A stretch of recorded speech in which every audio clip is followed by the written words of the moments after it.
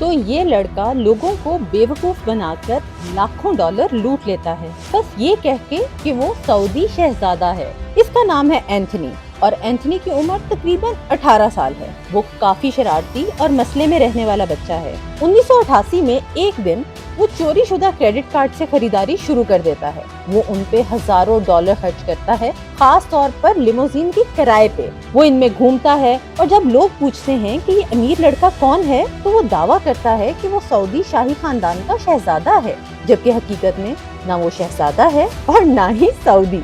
वो दरअसल कोलंबिया में पैदा हुआ और अमेरिका में पला बढ़ा। फिर वो मिशिगन छोड़कर कैलिफोर्निया चला जाता है और वहाँ यही ड्रामा दोबारा शुरू करता है।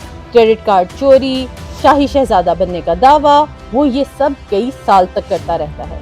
लेकिन एक वक्त आता है जब वो पकड़ा जाता है और जेल भेज दिया जाता है। कुछ साल बाद 1993 में वो मियामी आ जाता है और किसी की शनाख्त चोरी कर लेता है। वो एक लग्जरी होटल में रहने लगा और सबको बताता है कि वो सऊदी शहजादा है। वो वहाँ पार्टीज करता है और हर कोई उसके इर्द गिर्द होता है। लेकिन एक रात उसके 2 मेहमान उसे लूट लेते हैं। वो पुलिस को बुलाता है और पुलिस के सामने भी झूठ बोलता है कि वो सऊदी शहजादा है। पुलिस सऊदी एम्बेसी से राब्ता करती है, जो फौरन कहती है कि ये शख्स जाली है। उसे दोबारा गिरफ्तार किया जाता है और वो कुछ अरसा फिर जेल में गुजारता है। 1 साल बाद जब वो जमानत पर बाहर आता है, फिर वो अमेरिकन एक्सप्रेस के ऑफिस जाता है और फिर दावा करता है कि वो सऊदी शहजादा है। वो कहता है कि उसका क्रेडिट कार्ड चोरी हो गया था और उसके कार्ड की लिमिट $200 मिलियन थी। फिर वो चीख चिल्लाकर अपना रास्ता बनाता है और हैरत अंगेज तौर पर उसे नया कार्ड मिल भी जाता है। लेकिन कुछ ही अरसे बाद वो दोबारा पकड़ा जाता है और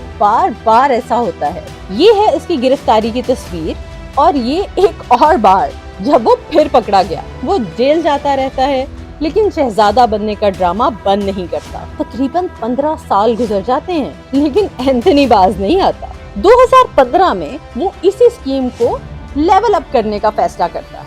वो कार्ल नामी एक बरतानवी बिजनेसमैन से मिलता है। कार्ल एक एसेट मैनेजर है और एंथनी को पसंद करता है, तो वो मिलकर फ्रॉड करने का प्लान बनाते हैं। एंथनी पूरी तरह शहजादा बनने की एक्टिंग शुरू कर देता है। रिवायती सऊदी लिबास पहनता है, जाली डिप्लोमेटिक नंबर प्लेट लेता है और बॉडीगार्ड भी रख लेता है। वो सोशल मीडिया पर भी शाहाना जिंदगी दिखाता है, महंगी गाड़ियाँ, जॉट्स, यहाँ तक कि उसका कुत्ता भी हीरे का हार पहनता है।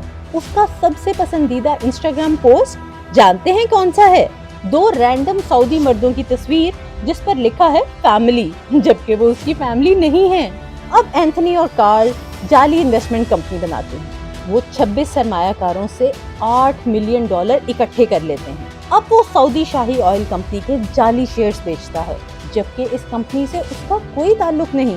पैसा आने लगता है, वो और दिखावा करने लगता है। हर इमारत को देखकर कहता है ये हमारी फैमिली की है। वो प्राइवेट आइलैंड पर पेंट हाउस रेंट कर लेता है, लेकिन लोगों को कहता है कि पूरी बिल्डिंग मेरी है। लोग उसे सुल्तान या योर हाइनेस कहने लगते हैं।